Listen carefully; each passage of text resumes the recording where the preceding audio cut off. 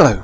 In this episode of Airs for Architecture, I'm joined by cultural theorist Justin O'Connor, Professor of Cultural Economy at the University of South Australia, to discuss his recent book, Culture is Not an Industry, Reclaiming Art and Culture for the Common Good, published by Manchester University Press in February last year. Unpacking and critiquing the concept of creative industries, Justin describes the historical transformation of urban space through local cultural initiatives and contrasts this with the current dominance of large development and platform companies, instead advocating for a holistic approach to culture as a way to foster a flourishing society beyond the grasp of the cold hand of economic metrics.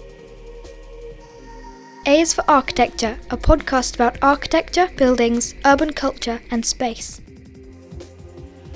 Hello and welcome to another episode of Airs for Architecture. I'm talking today to Professor Justin O'Connor, all the way down under. We're going to be talking about your book, your relatively recent book, in fact, a year and a month old, Culture is Not an Industry, Reclaiming Art and Culture for the Common Good, which you published with Manchester University Press. Thanks ever so much for coming on the podcast, Justin. Before we get into your book and a little of its themes, as per usual, would you be so kind as to introduce yourself? Yes, my name's Justin O'Connor. I am a professor at the University of South Australia, which is in Adelaide, and soon to be renamed and merged as Adelaide University. But I'm based in Melbourne, which is the cultural capital of Australia. My Adelaide colleagues will be crestfallen to learn. But anyway, there we go. Yes. How did you get down south? Because you're not from that part of the world. Well, I was trying to get over to China or that Southeast Asia. At that time, I felt like this was in 2008. The GFC was happening in the UK, and various personal, professional kind of pointers took me over to this side of the world. But in fact, it worked out that I came to Australia rather than China, which it is a long way away, but it's kind of same time zone anyway. And you're trained as a cultural historian? Yes.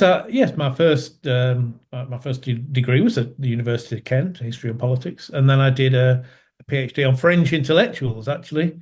In the 19th and 20th century at the University of Sussex, just along the coast from you. So that sounds very interesting. Do you recall your thesis at all? I do, actually, because I got it digitalized recently through the British Library, and I read the introduction, which scarily was something I completely agreed with. Which intellectuals were you talking about? I did quite a few, but it went by republicanism, socialism, communism. So I did Michelet and Victor Hugo. I did Durkheim, Jaurès, and Zola, and then did a few kind of intellectual kind of debates in the era of communism. So I did about surrealism, Julien Bondar, and the treason of the clerks, and Henri Barbusse. A lot of those debates, and then I finished. If that wasn't enough, I finished with Merleau-Ponty and Jean-Paul Sartre in Les Temps Modernes. That is quite a handful that PhDs can get away from you. And have you maintained that interest in that particular branch of philosophy within your work, or that particular epoch, I suppose? Well, I suppose, in a way, I was thinking about this the other day, because in a way I did that thesis and finished in the early 90s, and I got a post as part-time lecturer in French politics, actually, in Manchester, and I think it was casual work, and then I was there doing my thing, and the guy next door in the office next door came along and said, "Oh, you look a likely young lad back in the day. I've got this project on cultural industries in Greater Manchester. How do you feel about it?" And I said, "That sounds interesting. Let me do it." So this was when, in the mid-90s? Very early 90s. Okay. Early 90s. And so I was involved in the first kind of mapping exercise, as they're now called, back in the early 90s in Greater Manchester. And it seemed to me a radical career swerve. But looking back now, I realize it wasn't as much a swerve as I thought it was.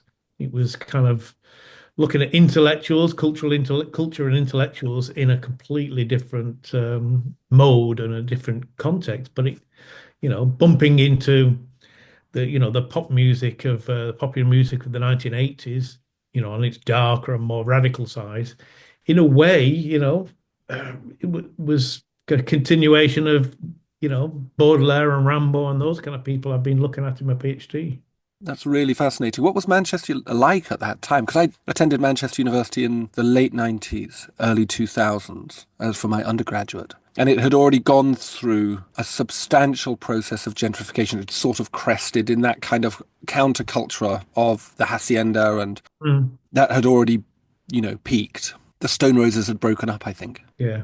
by this point. And it was kind of fascinating to watch that transformation. There was still a strongly working class identity to the city, but clearly it was commercializing at a heck of a lick. What was it like in Mm. the early 90s? It must have been quite a raw place.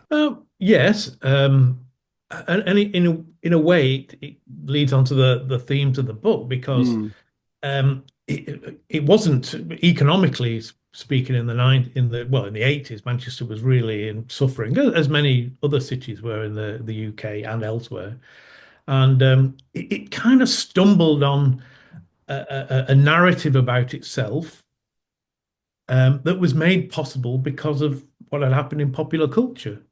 So, and I write about this in other places. In the late 80s, it was all about deregulation, and even the government, the central government, imposed a kind of what was it called, like a free trade zone in the middle of Manchester, and it was courting international developers.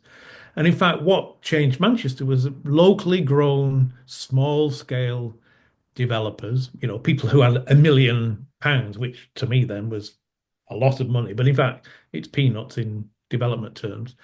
And many of them had got the money out of the club scene, managed some of the managers, people who'd owned clubs, people who then gone on to do a bit of property in the city.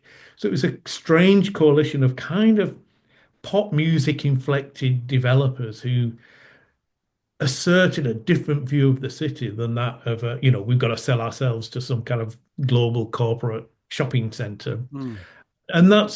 And it was the ability of that coalition to do that, and the recognition by the city council sometime in the mid 90s, especially after the IRA bomb of 96, that kind of gave Manchester a certain kind of cachet that it did do gentrification, I suppose, if you want to call it that, but it did it in a particular way that drew on popular culture in the city.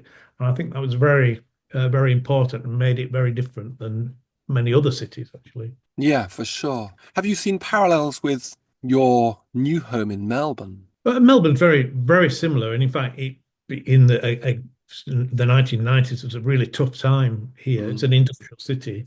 The beautiful city is Sydney. Melbourne's not very beautiful. But in the late 90s, a couple of planners promoted, loosened the planning applications up, planning process up for the city, and they reused the old industrial buildings. So that kind of process that I saw in Manchester, old factories being converted, laneways being turned into cafes, kind of attempted to attract creatives, artists, pop, pop cultural aficionados into the city, worked very well. And so Melbourne became, the cultural capital of Australia after a century in which it had been a bit of a backwater, really, to be honest. Mm. And Sydney was always the great centre. And so yeah, there are a lot of similarities. Although, as with Manchester now, it's the big developers that are dominant, and they've seemed to have forgotten what actually put them there in the first place. Yeah, yeah. Ignored. I think forgotten is a bit benign. Yeah, okay, okay. But so this process of gentrification is a fascinating one, and as you say, it's not a unambiguous linear process. I think it's now characterized as being this thing that's done to people, but actually there is an internal logic to that process as well. There is, and as I say, when I'm very critical of the idea of creative industries in my book, but it began as a kind of utopian vision Mm. that here's all this, in the middle of decay and poverty and economic collapse. Here's all these people incredibly, creative, incredibly uh, um, uh, good at kind of, well, they reinvented a city, even if only in the imagination, and projected it in a way that was global. I still see people walking around with Joy Division t-shirts wherever I go. So it was this global projection, and the idea was, well, surely out of this energy, this reimagining of the city, even if it was often quite dark, that dark reimagining, something could come out of it. We could transform the city, um, you asked a question about, experiences of architecture, and I always remember the first cafe in Manchester, which was in the what's now known as the Gay Village, and it was called Manto's. And when I say the first cafe, the first one with chairs and an espresso machine, and it was two tables sat on a pavement next to a canal.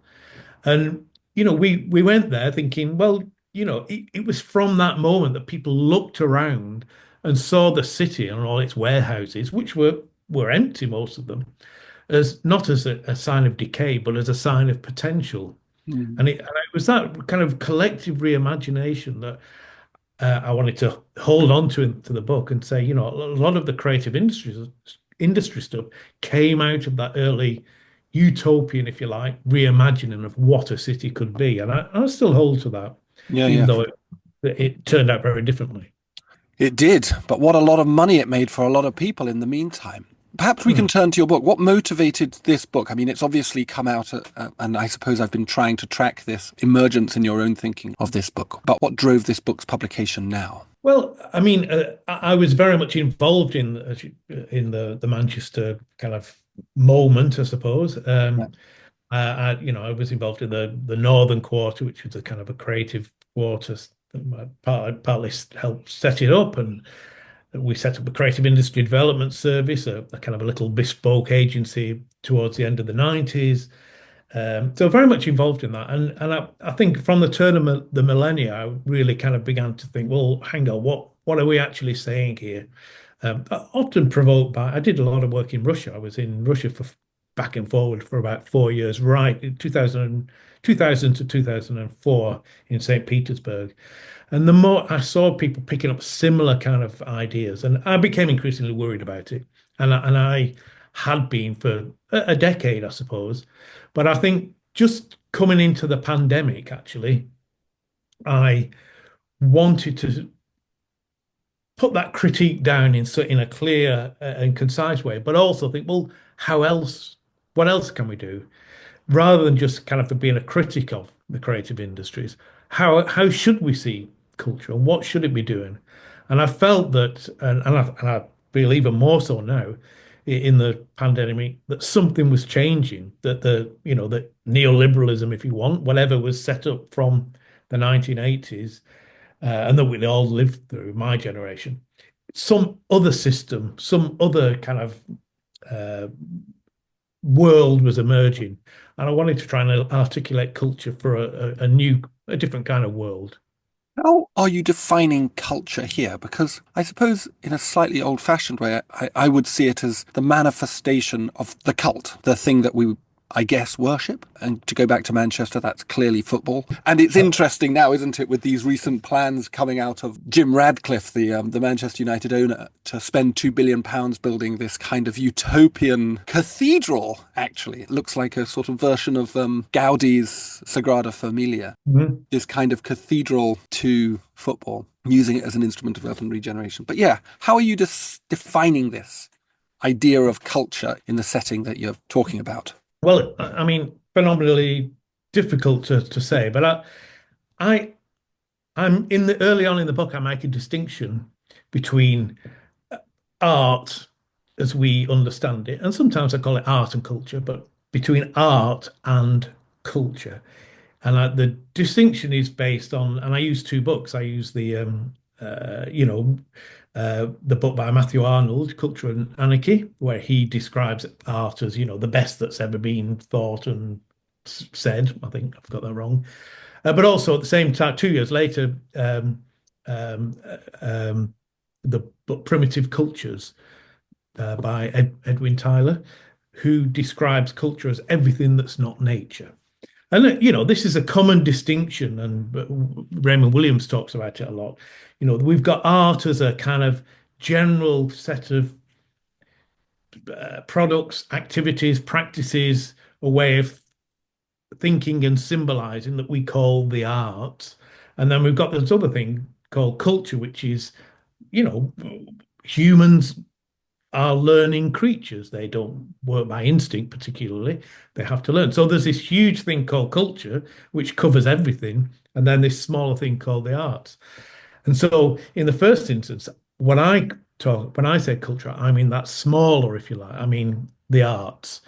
But I like to say art and culture because when you say the arts, people think ballet and symphony orchestras. And I mean everything from, popular music through to video games, through to publishing, through to television and film, etc., those kind of things. So it's a kind of what Raymond Williams called, rather academically, a realized signifying system.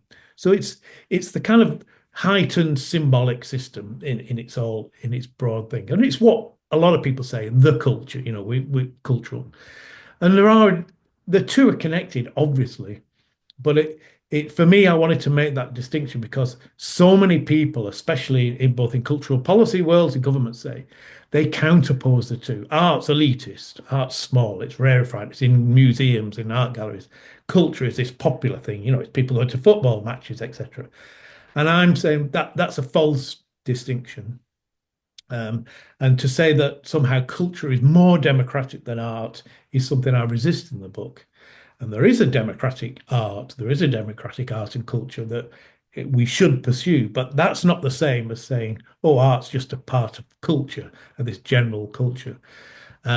Mainly because the biggest determinant of culture, the way in which the dynamics of culture, of our culture in that broadest sense, are determined not by the arts particularly, but by capitalism, the economy, algorithmic cultures, etc.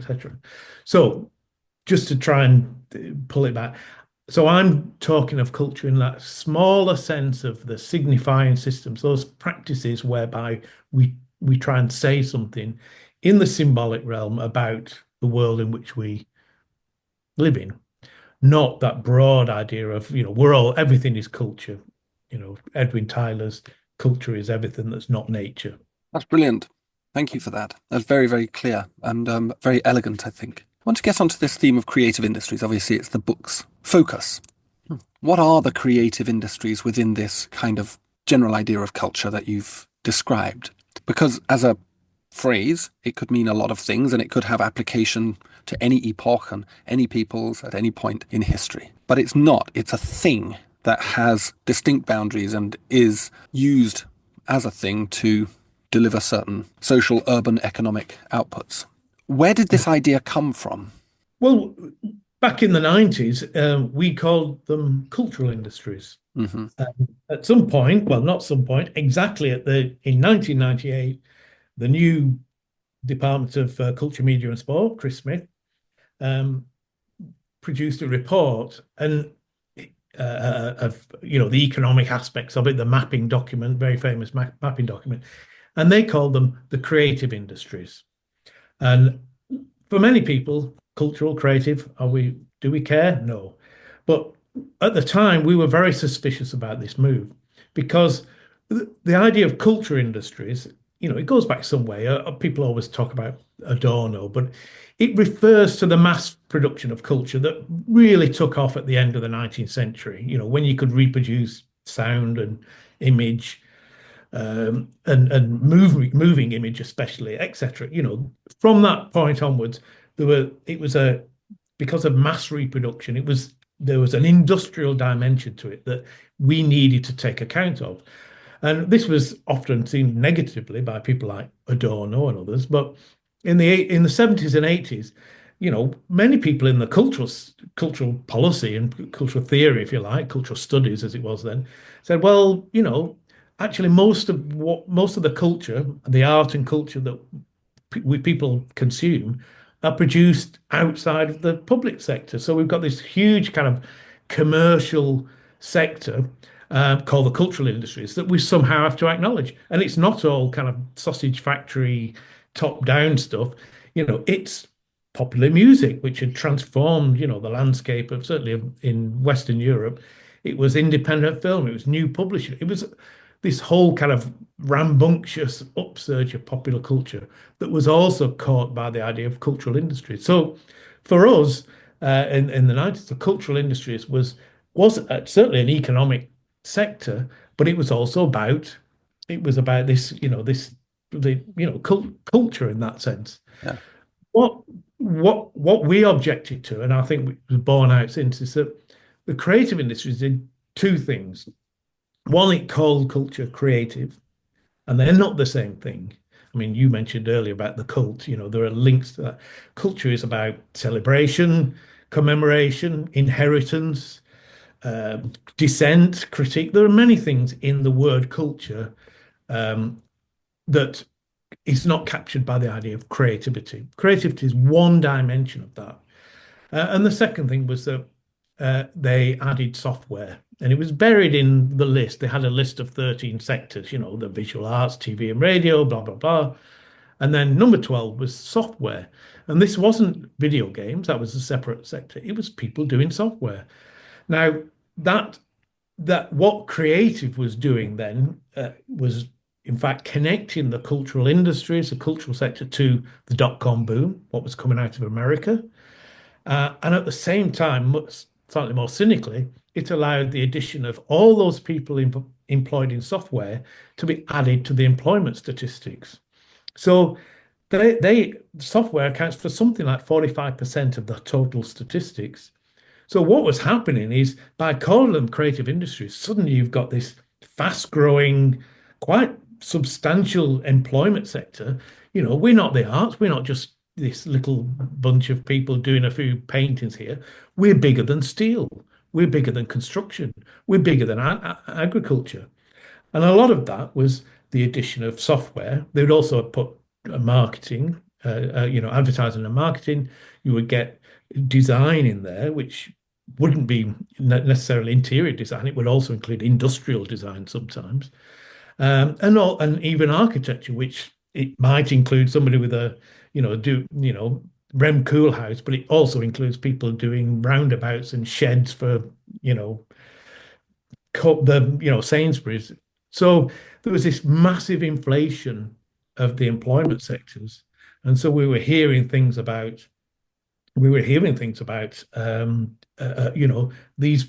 this sector employing 10% of the workforce. It really big. And yet, in reality, what I would call art and culture, which includes the film and the video and the publishing and journalism, it's 2 or 3% of the workforce. It's much smaller. So there was this kind of sleight of hand going on. What was that for? What were they trying to achieve? Well, they wanted money from the Treasury.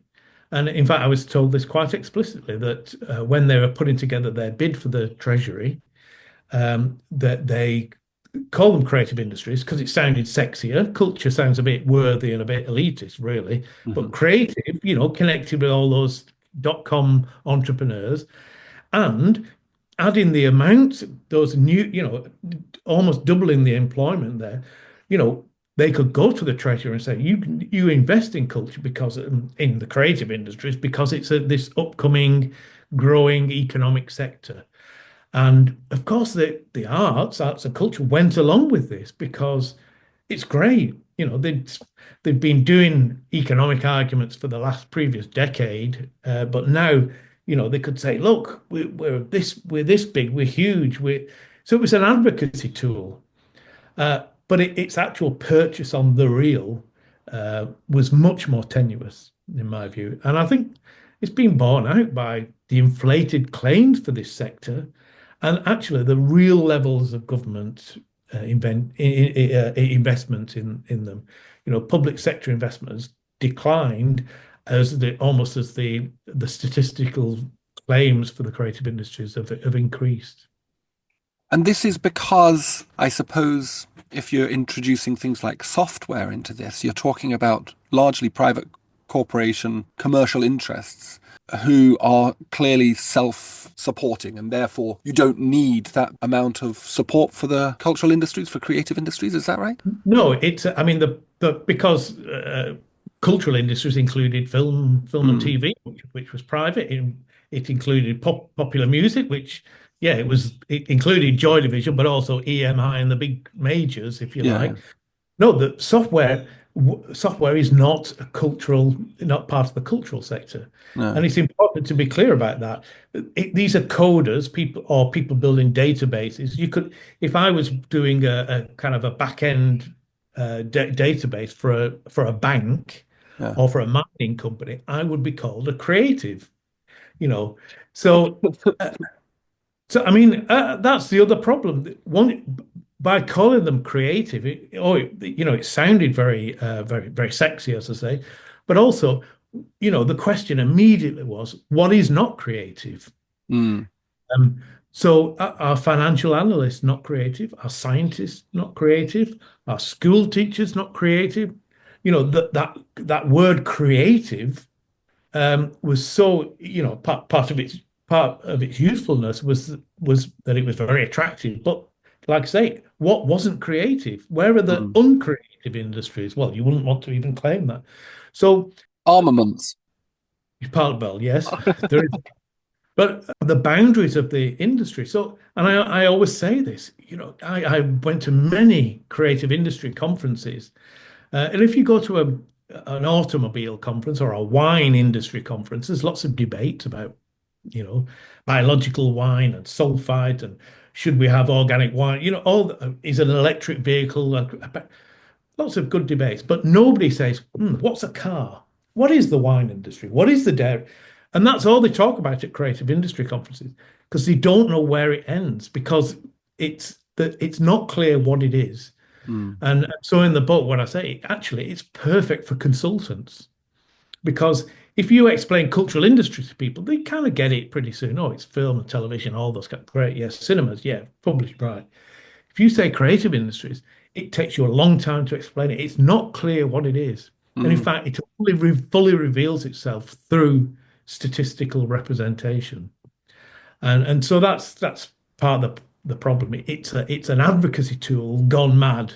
That's Mm. how I. And this functions to hollow out culture's deeper purpose, which Yeah. you align or you describe as a sort of social foundation. That culture has this deeply important role within our societies, within our nations, which this umbrella term creative industries, this amorphous, indistinct, intentionally indistinct thing, then subverts and breaks.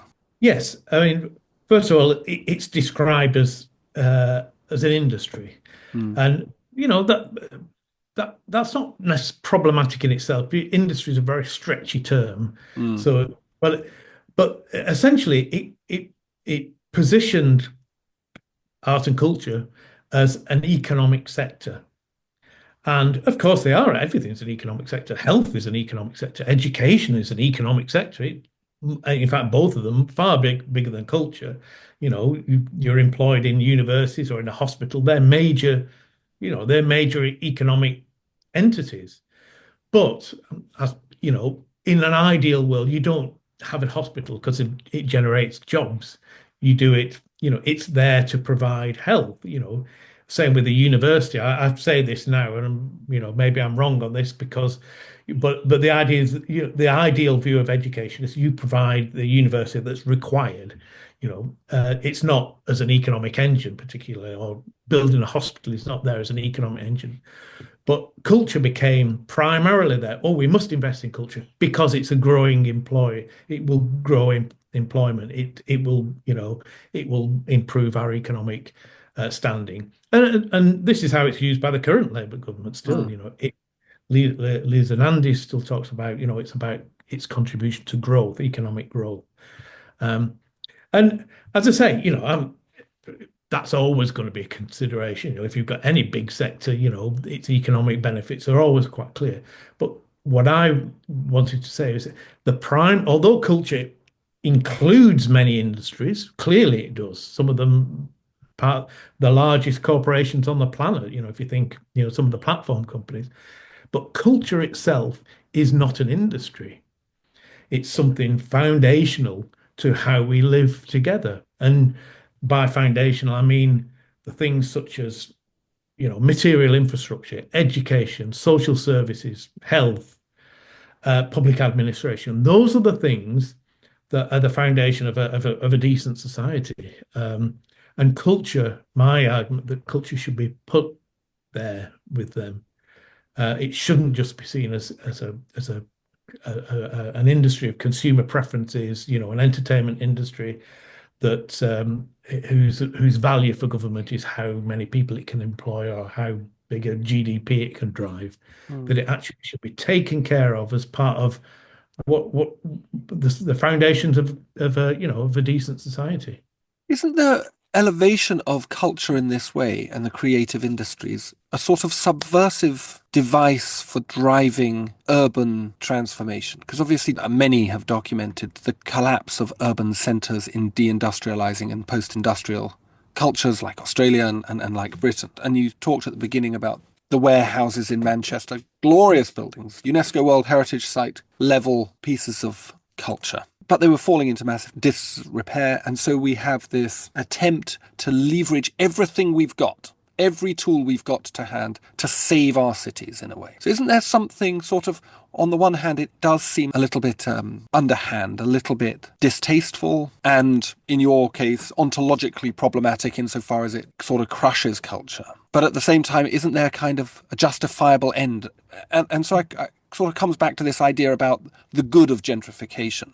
Like gentrification, Richard Florida's ideas of creative classes and so on. These are now looked at with scorn. But fundamentally, the problem that Western deindustrializing countries had was so profound. Yeah, so Joy Division become sold on T-shirts. We've got to do something. Yeah. No, I mean, and that was certainly the feeling in the 1990s.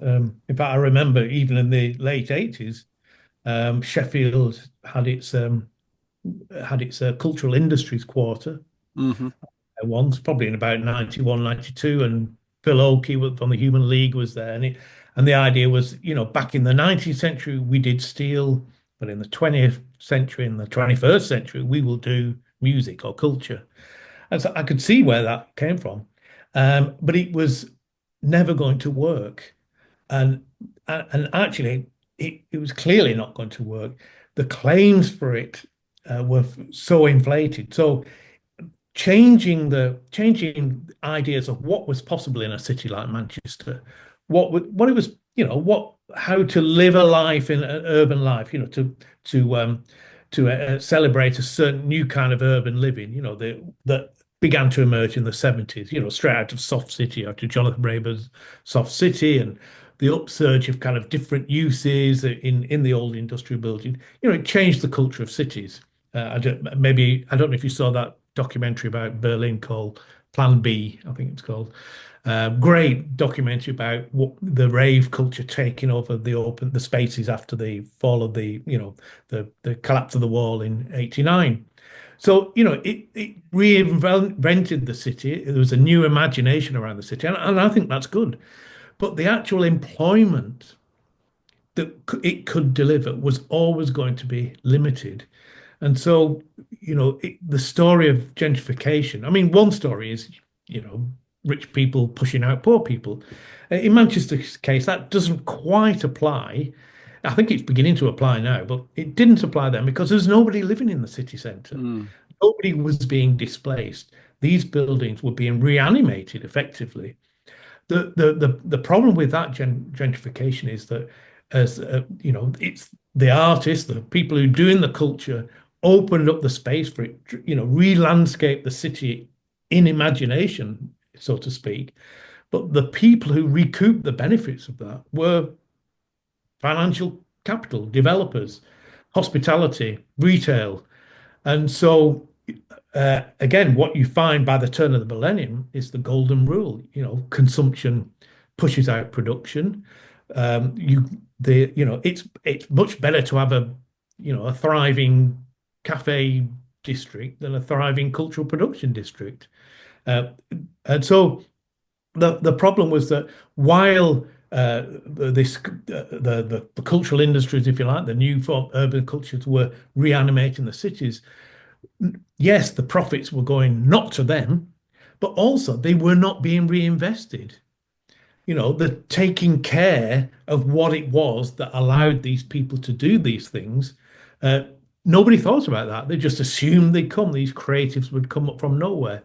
So, as we all know, for example, one of the reasons why you could go into an old warehouse in the 80s or 90s, yeah, it was about the availability of space, but it was also you didn't really need that money because you had the dole, you had some kind of housing benefit, Mhm. the education you had tended to be free.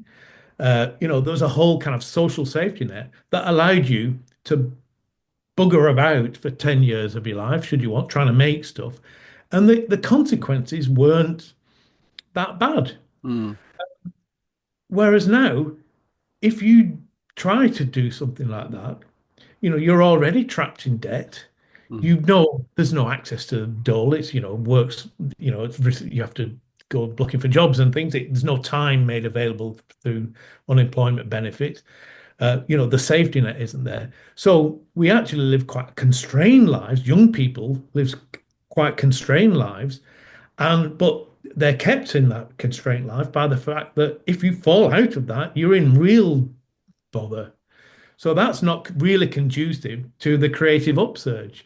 So this is what we see. We see this, cities supposedly reanimated by the creative wave of the 90s and the turn of the millennium. But actually, what allowed those creatives to be creative, if you like, has gone. Mm. It's been removed. Mm. And we're left with cities now, Manchester's a classic case, where it's actually focused on Andy Burnham's, I think, changing that, but certainly the city centre is focused on uh, the attraction of kind of overseas capital, mostly from Saudi Arabia and the Middle East, some from China, in order to feed into a kind of an accommodation boom. So for me it wasn't. I suppose that's going back to the animation behind the book. It was the idea that the promise was there, the first view of, let's change the city and let's reorganize it away from just simple 9 to 5 office work. Let's make it exciting, let's make it creative, let's make it cultural. But actually, that turned out the winners of that process turned out not to be the creatives, but the on the one hand, the developers, and on the other hand, actually the owners of platforms. So you mentioned Richard Florida, for instance, and Richard Florida has a great quote from that 2003 book, where he says, the reason why creators will inherit the earth is they have the means of production in their heads. They are their own means of production. And he was so completely wrong about it. Uh, in fact, it was the owners of the intellectual copyright who had the means of production, and they don't need creators as much as they did, as we all know. I love this idea that you're talking about and this image you've painted of this space that's created through the economic model of, I guess, generosity, of largesse, of a sort of, I guess it's a kind of like a political ambivalence as well, where there's a group of people that the state just leaves alone. And there's this been kind of creeping obligation to be involved in every aspect of politics and the economy as a citizen in any one of our cultures, where, as you say, you get out of work benefits as long as you're looking for a job. It's like there's this horrible kind of world of total work, as Joseph Pieper called it. The world of total work is upon us. And I wanted to ask you about alternative models. Like what can be done? What economic, I suppose, model might support this Hmm. idea of culture as a public good? And has there been any examples? And you mentioned Berlin. And Berlin doesn't seem to have sort of been subsumed in the same terroristic urbanization that, I don't know, Holland has gone through, Britain's gone through, Australasia's gone through.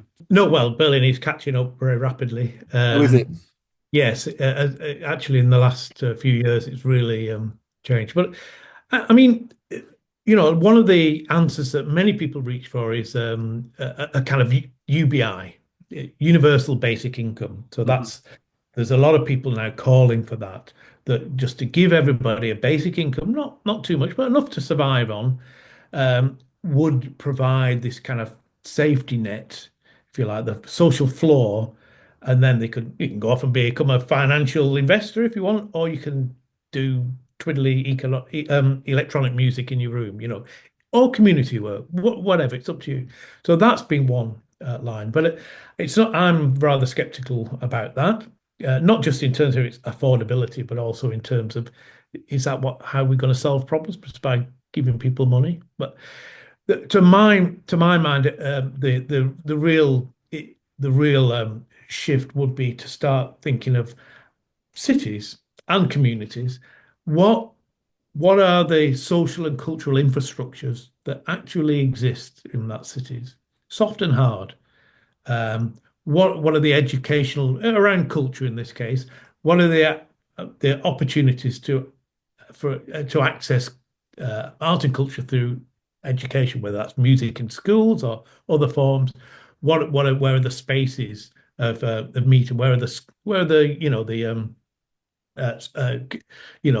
community clubs, the community centres where much of UK grime came out of, at the turn of the millennium. Where are the small venues? Where are the little galleries? Where are the bookshops? Where are the record stores? That kind of small scale urban economy, you can call it that. That's made up of people. Some of them are making money. Some are trying to make money and not doing very well. Some are just doing it almost like a gift economy. It's a strange mishmash of local based economies coupled with some public infrastructure such as libraries or if it's big enough concert halls or venues or spaces. So it's really trying to think about, well, let's have a look at what kind of access do people have to culture. And I don't just mean can they get on a bus and go and listen to the English National Opera, but to make culture, to be involved in it, to access it at that local level. What do they have there? Can we do an audit of that? Of what are the life chances of somebody from this postcode to be able to access even just basic steps on a way to choosing to do cultural stuff, not necessarily professionally, but as part of what anybody considers is a kind of a flourishing life, creatively flourishing life. So that kind of shift of mindset for me I think is important. At the moment, like the investments from the AHRC and the ESRC, the big UK research things, pouring millions and millions into kind of research projects. Hopefully, this isn't libelous. I don't think they're really research projects. They're kind of vague university-run startup projects. So there's all this kind of economic kind of investment going on into things that whereas people's everyday life, the access people have to local museums, to local libraries, to local music lessons, to local arenas or so, is really constrained.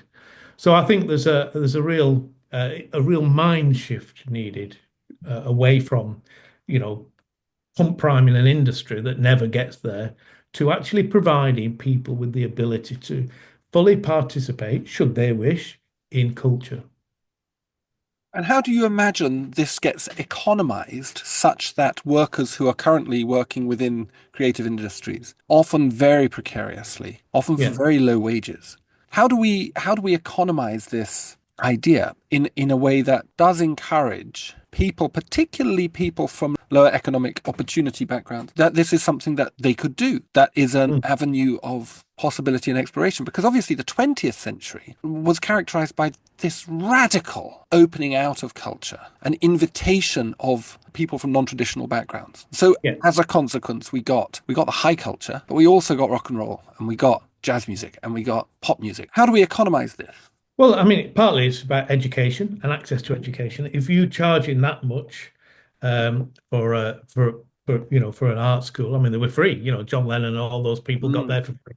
If you're charging that much, then you're going to increasingly now you put off people from working class kids because do I want 30 grand hanging over my head for the next 20 years?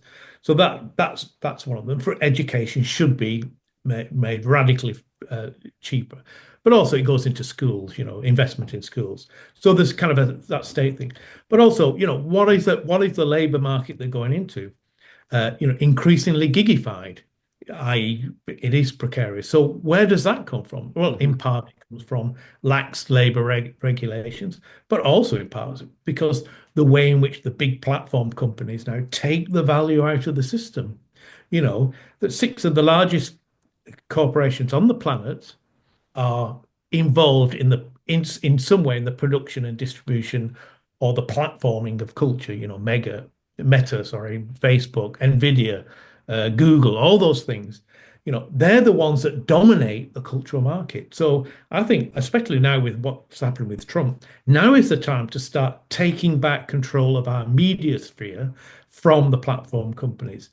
Start thinking about public media. And yes, okay, the BBC and other things, but also local media. They're putting money back into local radio, putting money back into local TV stations, all those kind of things, putting money into local platforms, and seeing this as actually not as some kind of uh, useless spend, but as part of rebuilding the infrastructural cultural fabric of our societies, and start thinking about, uh, not job guarantees so much, but as public works, as in back in the New Deal. Is there a role for artists in schools? And can that be paid for? These are not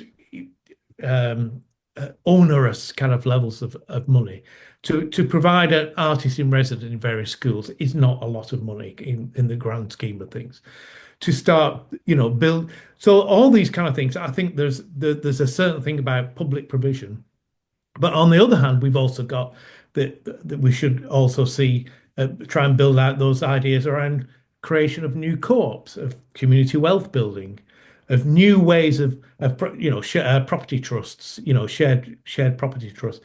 There are some kind of techniques of urban kind of regeneration that allow people to retain equity in whatever value they create within the urban realm, um, to promote cooperatives, to find ways of allowing their access to capital better or finance better. There's a whole range of things you could begin to do to try and make lives in culture more sustainable. Some of that involve paying more money, investing more in the public sector. Some of them involve like working with small scale producers to start thinking, well, how can we reorganize this better? What about regulations and things? So I think there's a whole range of things that could be done Mhm. if we wanted to do it. Mhm. It's going to have to happen because, Australia's a very wealthy society and certainly not suffering in the same way as I read in the UK. But people are leaving the sector, the cultural sector, in droves, in absolute droves, because it just doesn't pay. Yeah. And I'll say it's not being wealthy; it doesn't pay survival. So I think it's a really emergency situation.